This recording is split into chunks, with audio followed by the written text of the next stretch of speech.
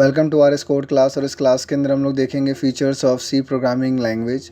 ये हमारे लिए जानना बहुत ज़्यादा ज़रूरी होता है क्योंकि हर एक लैंग्वेज सीखने से पहले हमें एटलीस्ट इतना मालूम होना चाहिए कि इस लैंग्वेज के अंदर कौन कौन से फ़ीचर अवेलेबल हैं। अभी फ़ीचर की अगर हम लोग बात करते हैं यहाँ पर कि फ़ीचर असल में होते क्या हैं, इसका एग्जांपल हम लोग सिंपल सा लेके चल सकते हैं। और ये एग्जांपल हमारे पास सेल फ़ोन का होगा। आप किसी भी स्टोर में जाते हैं या आपके पास कोई सा भी फ़ोन किसी भी तरह का क्यों ना हो, आप यूज़ करते हैं उस समय यहाँ पर, तो उसके कुछ फ़ीचर्स बहुत पुराने हो चुके हैं। मान लीजिए वो 2012 का मॉडल है या 2020 का मॉडल है और अभी इस समय यहाँ पर 2023 चल रहा है, या कोई भी एक वर्जन आप लेके चलें, कोई भी एक ईयर आप लेके चलें। इस दौरान आपको लगता है कि फिलहाल मुझे लेटेस्ट वर्जन का ही फिलहाल फ़ोन चाहिए क्योंकि उसके जो फीचर्स आए होंगे मेरे पास यहाँ पर वो बहुत लेटेस्ट होंगे, पुराने वाले के मुकाबले बहुत अच्छे होंगे। यानी कहने का मतलब यहाँ पर ये रहता है, किसी ने क्वेश्चन अगेन पूछा यहाँ पर कि न्यू फीचर वाला ही फ़ोन क्यों लेना है, आप तो नॉर्मल भी ले सकते हो। तो उनका कहना यहाँ पर ये होगा कि जो नया फ़ोन आएगा वो न्यू फीचर के साथ आएगा और नई आप चीज़ों को रिप्रेजेंट करता हुआ आएगा और पुरानी चीज़ों को रिप्लेस करता हुआ आएगा। दैट्स वाई यहाँ पर क्वेश्चन का आंसर यहाँ पर ये आ जाता है हमारे पास कि सी लैंग्वेज सीखने का जो मेन मोटिव होता है वो यहाँ पर ये होता है। और साथ में फीचर सीखने का जो मेन मोटिव है वो ये कि इसके जो पुराने जो कुछ लैंग्वेजेस थे जिसके यहाँ पे सी लैंग्वेज को जनरेट किया गया, क्या उसके फीचर उसके मुकाबले इसमें अच्छे हैं या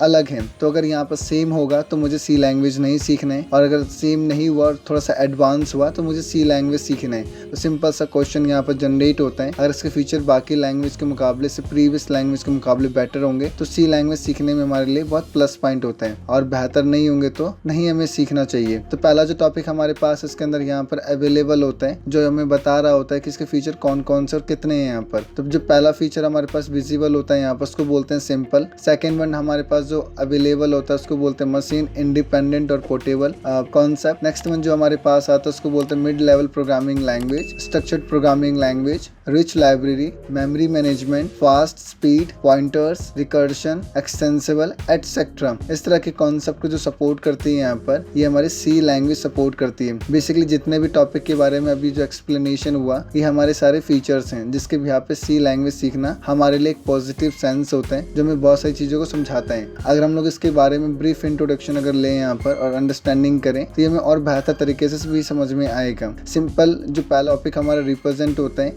कि C is a simple language in the sense that it provides a structured approach, the rich set of library function, data types।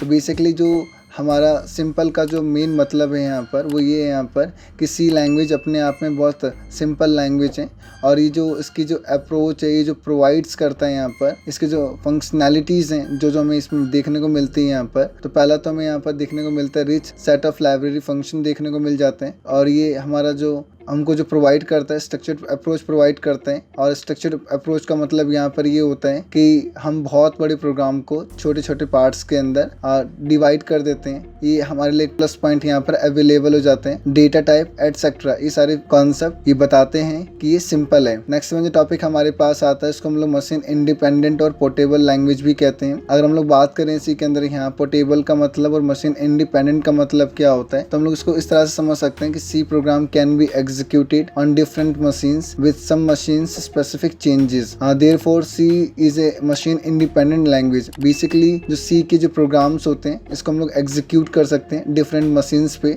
with some machines specific changes। Therefore C is a machine independent language। तो जो C हमारी है वो machine independent language भी कही जाती है। Next one जो हमारे पास आता है मिड लेवल प्रोग्रामिंग लैंग्वेज। तो मिड लेवल प्रोग्रामिंग लैंग्वेज का मतलब हमारे पास यहाँ पर ये होता है कि एक ऐसी लैंग्वेज जो बेसिकली यूज में लाई जाती है सिस्टम एप्लीकेशन को डेवलप करने के लिए, जिसके अंदर कर्नल्स, ड्राइवर्स एटसेट्रा ये सारी चीजें इसमें इंक्लूड हो जाती हैं। और basically mid level programming language का मतलब यहाँ पर ये भी हो जाता है ये लो लेवल प्रोग्रामिंग लैंग्वेज को भी सपोर्ट करती है और basically high level programming language को भी सपोर्ट करती है। तो इसमें जो रिप्रेजेंटेशन होता है वो ये होता है कि low level and high level को सपोर्ट करने वाली जो लैंग्वेज होती है वो रिप्रेजेंट होती है सी लैंग्वेज के अंदर। इसको हम लोग मिड लेवल प्रोग्रामिंग लैंग्वेज के नाम से भी इसमें जानते हैं। नेक्स्ट वन जो हमारे पास आता है इसको हम लोग स्ट्रक्चर्ड प्रोग्रामिंग लैंग्वेज बोलते हैं। और स्ट्रक्चर्ड प्रोग्रामिंग लैंग्वेज को समझने के लिए हमें बेहतर अंडरस्टैंडिंग की नॉलेज होनी चाहिए, और ये बेहतर अंडरस्टैंडिंग भी हमें प्रोवाइड करते हैं। C is a structured programming language in the sense that we can break the program into parts using the function, so it easy to understand and modify. Functions also provide the code reusability. तो basically structured programming language का जो main concept है इसके अंदर सी language के अंदर वो यहाँ पर ये होता है कि आप इसके अंदर ब्रेक कर देते हैं, छोटे छोटे पार्ट्स में डिवाइड कर देते हैं एक बहुत बड़े प्रोग्राम को, इसको आपको समझना, उसको मॉडिफाई करना आपके लिए बहुत आसान हो जाता है। दूसरी जो बात यहाँ पर बहुत इंपॉर्टेंट हमारे पास आती है, इसको बोलते हैं हम लोग यहाँ पर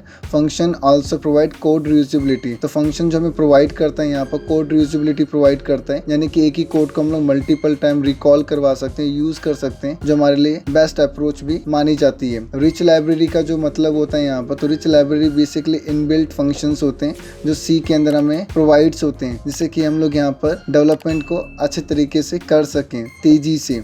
नेक्स्ट वन जो टॉपिक हमारे पास आता है उसको बोलते हैं मेमोरी मैनेजमेंट। और मेमोरी मैनेजमेंट एक ऐसा कॉन्सेप्ट सी लैंग्वेज के अंदर होता है जिसके अंदर हम लोग यहाँ पर डायनेमिक मेमोरी को अलोकेट करवा सकते हैं और यहाँ पर उसको डी अलोकेट भी करवा सकते हैं। अब यहाँ पर किसी भी जगह पे अगर कोई मेमोरी अलोकेटेड है यहाँ पर, तो हम लोग फ्री फंक्शन को कॉल करवा करके उसको हटा सकते हैं। ये फीचर हमें देखने को इसके अंदर मिल जाता है। और भी कई सारे कॉन्सेप्ट होते हैं जिसके थ्रू हम लोग मेमोरी को अलोकेट करवा सकते हैं यहाँ पर, इसके अंदर मैलोक एंड कैलोक के फीचर भी इसके अंदर हमारे पास अवेलेबल हो जाते हैं। ये सभी फीचर आपके मेमोरी मैनेजमेंट के पार्ट में आते हैं। नेक्स्ट वन जो हमारे पास आता है उसको हम लोग यहाँ पर बोलते हैं स्पीड बोलते हैं। तो स्पीड बेसिकली सी लैंग्वेज के थ्रू अगर हम लोग बात करें यहाँ पर, तो इसमें स्पीड जो कोड का एग्जीक्यूशन पॉइंट होता है वो फास्टेस्ट होता है। तो ये हमें अच्छे से इसके अंदर भी मालूम होना चाहिए। पॉइंटर बेसिकली क्या होता है, तो पॉइंटर एक ऐसा कॉन्सेप्ट होता है सी लैंग्वेज के अंदर जो बहुत इंपॉर्टेंट कॉन्सेप्ट को या बहुत इंपॉर्टेंट डेटा को रिप्रेजेंट करने में आपकी मदद करते हैं। तो जो सी हमें प्रोवाइड करता है यहाँ पर पॉइंटर के फीचर प्रोवाइड करते हैं, जो बेसिकली यहाँ पर अगर हम लोग देखें सी के अंदर यहाँ पर, तो ये डायरेक्टली इंटरेक्ट करता है मेमोरी से, मगर help of the pointer. We can use the pointer for memory. तो हम लोग यहाँ पॉइंटर का यूज़ करते हैं फॉर मेमोरी के लिए। तो स्ट्रक्चर्स के अंदर यूज़ करते हैं, फंक्शंस में यूज़ करते हैं, एरे में यूज़ करते हैं। इसके अलावा और भी कई सारे कॉन्सेप्ट्स हैं जिनके अंदर हम लोग यहाँ पर पॉइंटर का यूज़ करते हैं। रिकर्शन बेसिकली क्या होता है, तो रिकर्शन एक टेक्निक होता है जो सेल्फ कॉलिंग फंक्शन के लिए यूज़ में लाया जाता है और ये अपने ही फंक्शन के अंदर ही कॉल करवाया जाता है। ये कॉल होता है यहाँ पर और ये हमें प्रोवाइड करता है रीयूजेबिलिटी हर एक फंक्शन के लिए। Recursion allow us to use the approach of back tracking etcetera. आखिरी में जो टॉपिक हमारे पास आता है इसको हम लोग यहाँ पर एक्सटेंसिबल बोलते हैं। एक्सटेंसिबल सी लैंग्वेज के अंदर एक ऐसा कॉन्सेप्ट है जो ये हमें बताता है कि सी लैंग्वेज किस तरह की लैंग्वेज है, यानी कि एक ऐसी लैंग्वेज जो कि ये इजीली अडॉप्ट करती है न्यू फीचर्स को। तो C language is extensible because it can easily adopt new feature. इस तरह की वीडियो को देखने के लिए लाइक एंड शेयर कीजिएगा। बेसिकली ये वीडियो उन लोगों तक पहुंचाइएगा जो इस फील्ड में अपना करियर बनाना चाहते हैं। अगर इस वीडियो को देख के थोड़ा सा भी अगर आपको पुश मिला तो इस वीडियो को और भी लोगों तक शेयर कीजिएगा। Thank you.